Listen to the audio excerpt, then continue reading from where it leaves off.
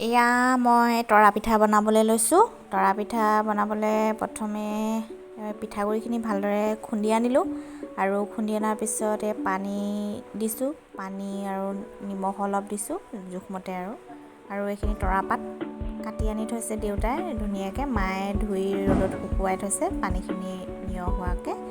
আৰু এইখিনি তৰাৰ পৰাই ৰছী উলিয়াই লৈছোঁ গা গছডালৰ পৰা।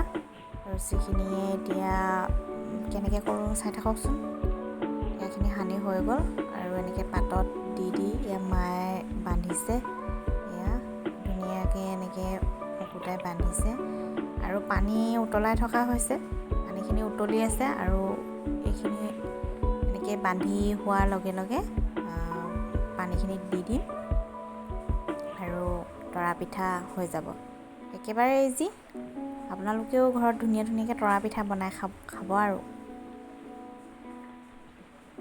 এয়া মায়ে বান্ধি আছে, কেনেকৈ বান্ধিছে ধুনীয়াকৈ চাওকচোন আপোনালোকে।